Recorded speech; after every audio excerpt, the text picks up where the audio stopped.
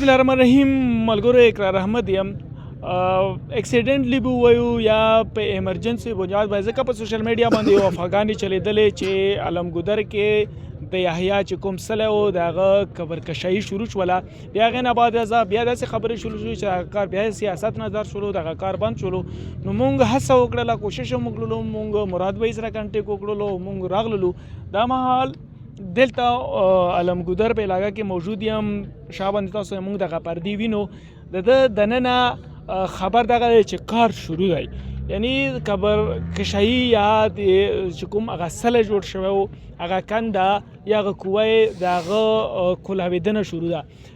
وختي چې کوم کار شروع و، چونکې هغه جدید نه و، په لاس باندې یا په کودالو په بیلچو باندې کار شروع و، په هغه بس هغه وجه وه چې لږ کار د سستریشي کار شولو یا پې د خلکو تحفظات وو. اوس چې کوم دی هغه د لاس کار یا چې کوم د کودالې او د بیلچې کار سټاپ شوی دی، باندې اوس های مشینري کار شروع دی. دومره های مشینري هم نه ده. د دې ځایي خلکو چونکې دلته د ډیجیټل میډیا برمار جوړ وو، نو په هغه وجه باندې دلته لوکل میډیا نیشنل میډیا هغه آف کړې ده، هغه بالکل دننه کوریج نشي کولی. بغیر مونږ معلومات درغوستو چې دغه دې لپاره چې کوم دی 10-12 تنانو کمیټي جوړه شوې ده، 4 پورې ټیمونه تشکیل شوي دي. هر ټیم تقریبا 6 غنټې کار کوي او هغه چې کوم دی 6 غنټې یعنی 6 غنټې چې یو ټیم کار وکړي، هغې نه بعد یا 6 غنټې بل ټیم کار کوي. کومه چې وختي خبره وه د هېڅ قسمه سیاسي نظر نه شوی.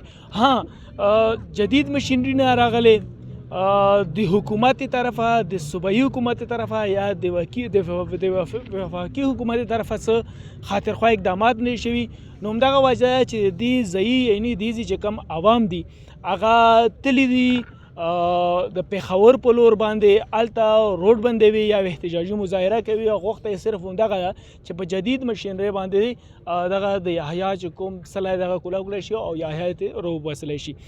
موږ نور هم کوشش کوو چې د دې ځایي څه اپډیټ راسي هغه تاسو سره شیر کو. یو ریکویسټ ملګرو ته کوو چې په داسې کنډیشن کې چې ډېر زیات د خفګان وخت دی، ډېر زیات د سوچ وخت دی، ډېر زیات د فکر وخت دی، په داسې جرنلسټانو ته هم موږ دغه ریکویسټ کوو چې کوم ته موږ ډسټرکټیو جرنالیزم وایو، کوشش وکړئ چې ډسټرکټیو جرنالیزم مه کوئ، منفي جرنالیزم مه کوئ، ځکه چې د منفي جرنالیزم په وجه باندې د خلکو سوچونه وړي، د خلکو فکرونه وړي او دغه شی نور هم د مختلف قسمه د خفګانونو یا د مختلف قسمه مسایلو شکار کیږي.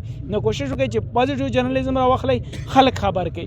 مونږ دلته راغلو، مونږ دلته نه د ایم پی ای پسې خبره کوو، نه د ایم پی ای ایم این ای پسې، نه د لوکل انتظامیه پسې، نه د چا پسې. حتی مونږ کار صرف دغه دی چې مونږ عوام خبر کو، عوام ورته خبرداری ورکو چې دلته څه شروع دي. نو دلته میډیا چې کوم دی ناټیلو ده، کنې ما کوشش کولو چې د ننه کنډیشن مونږ تاسو ته ښیلی وای، خو چونکې دلته چې کوم څه ایس ایچ او راغللو نو هغه وایي چې یاره دلته چې کوم دی هېڅ قسمه مونږ میډیا نشي لو کولی او دغه هایر چې کومه کمیټي جوړه شوې وه دا د هغې فیصله.